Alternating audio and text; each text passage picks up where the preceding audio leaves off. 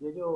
آپ نے مختلف ائمہ کے بارے میں لیکچرز دیے ہیں، اور آپ نے یہ کہا کہ ہر ائمہ کے بارے ان کے امام کے بارے میں لیکچر دیتے ہوئے یہ تاثر ہوتا تھا کہ شاید آپ کو اس سے اتفاق ہے، لیکن چونکہ اب لیکچر کا یہ سلسلہ مکمل ہو گیا ہے، تو اگر آپ سے مجموعی طور پر یہ پوچھا جائے آپ کا تاثر کہ ان تمام ائمہ میں سے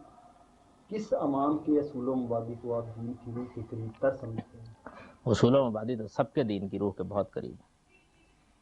البتہ یہ ہے کہ ان اصول و مبادی کی تفصیلات میں اختلافات ہو جاتے ہیں، یعنی اسی لیے تو ہم ان کو دین کے ائمہ مانتے ہیں کہ ان میں سے کوئی بھی اہل بدعت میں سے نہیں ہے۔ اس میں سے کسی کے اصول و مبادی بھی یہ نہیں کہا جا سکتا کہ وہ دین کے فریم سے باہر ہے، یہ بات نہیں۔ یہ آفاقیت کے ائمہ بعد ہدا ہیں، وہ میں نے عرض کر دیا کہ فقہ امام ابو حنیفہ کے اصول میں زیادہ روشنی ہے، بس اتنی بات کہتا ہوں،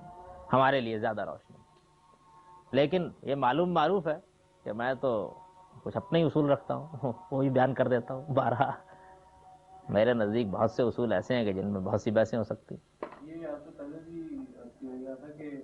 اس سلسلہ کے آخر میں کچھ ایک نشست ہوئی اس میں کہ بہت سیلینٹ جو مسائل ہیں جن پہ آپ کا نقطہ نظر بہت مختلف ہو سکتا ہے یا اس سے آپ اختلاف کرتے ہیں، تو اس کی ایک نشست ہوئی۔ یعنی یہ بحث ہے کیا محاکمہ ہونا چاہیے، اس پر آپ لوگ غور کیجئے، اگر زیادہ لوگوں نے یہ تقاضا کیا تو میں ایک لیکچر دے دوں گا۔ اگلی دفعہ کیا ہوگا؟ جی اگلی دفعہ تو میرا خیال تھا کہ میں اب دین کے اہم، یا میرا خیال یہی ہے، اس لیے کہ محاکمے کے بعد بچ کے جانا بہت مشکل کام ہے۔ صاحب بول رہے ہیں آپ کچھ بتانے لگے تھے اگلی دفعہ کیا کہا؟ ہاں اب تو میں دین کے جو عام مباحث ہیں ان کے اوپر اپنی ہفتہ وار تقریروں کا آغاز کروں گا، یہی خیال ہے۔ لیکن اگر ضرورت محسوس ہو تو کسی وقت سلسلہ روک کے درمیان میں محاکمے پہ ایک لیکچر دیا جا سکتا ہے۔ مسئلہ یہ کہ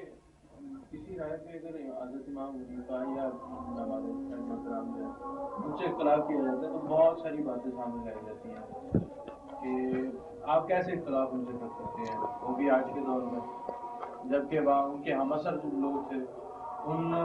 کے بھی علم و فضل کا جو ہے وہ ہم انکار نہیں کر سکتے۔ اگر وہ مسائل اس زمانے میں سیٹل ہو گئے تو آپ کون ہیں جو اس مسئلے کو کیسے ٹیکل کیا؟ سیٹل کہاں ہو گئے بھائی، ان کے زمانے میں تو وہ جنگ و جدال برپا رہی۔ آخر کون نہیں جانتا، میں نے ابھی بتایا ہے کہ امام محمد کے شاگرد امام شافعی ہیں، احمد بن حنبل امام شافعی کے شاگرد ہیں، امام مالک اور امام ابو حنیفہ کی ملاقات ثابت ہے، امام مالک سے خود امام شافعی نے استفادہ کیا ہے، برسوں استفادہ کیا ہے، میں اس سے پہلے بتا چکا تفصیلات اس کی۔ تو یہ سب لوگ تو آپس میں بہت اختلاف کرتے ہیں،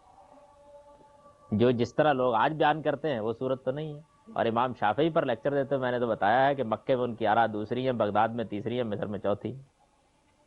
یہ واقعہ ہے نا۔ اس طرح تو کبھی نہیں ہوا، اختلاف ہوتا تھا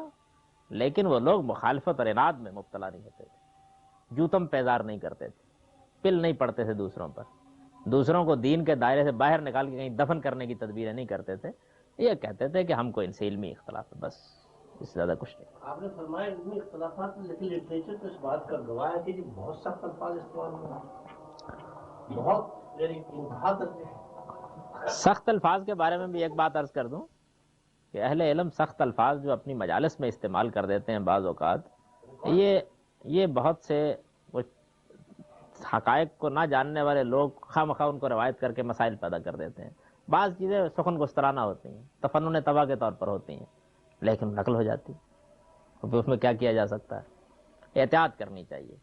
لیکن میں الفاظ پر نہیں جاتا، میں کہتا ہوں کہ مجموعی رویہ کیا ہے، ایک دوسرے سے سیکھتے ہیں، استفادہ کرتے ہیں، اس کا ذکر۔ آخر امام شافعی نے تو بہت بحث کی ہے نا، یعنی امام صاحب نے تو امام محمد کی آراء پر پوری ایک کتاب لکھی ہے تنقید کی،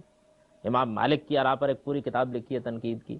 بہت بحث کی ہے، لیکن اس میں کوئی شبہ نہیں کہ بڑے ادب احترام کے ساتھ بحث کی ہے، البتہ کی بہت سخت لہجے میں، اس میں شبہ نہیں۔ اس سے یہ معلوم ہوتا ہے کہ اس زمانے میں اس سخت لہجے کو بھی کوئی بری چیز نہیں سمجھا جاتا تھا، وہ کہتے کہ یہ حمیت حق ہے، ایک آدمی اگر ایک چیز کو غلط سمجھتا ہے تو ٹھیک ہے، اس کو کہنے کا حق حاصل ہے۔ میں نے تو ابن حزم کی چیزیں بھی بہت اچھی طرح پڑھی ہیں، اور خاص طور پر ان پچھلے 2-3 سالوں میں مجھے بہت زیادہ ان کو دیکھنے کا موقع ملا ہے۔ میں نے یہ دیکھا ہے کہ وہ بھی یعنی سخت الفاظ استعمال کرتے ہیں بہت بعض اوقات، لیکن یہی چیز ہوتی ہے کہ ان کا ایک خاص مزاج ہے، اس میں کوئی دشمنی نہیں ہوتی۔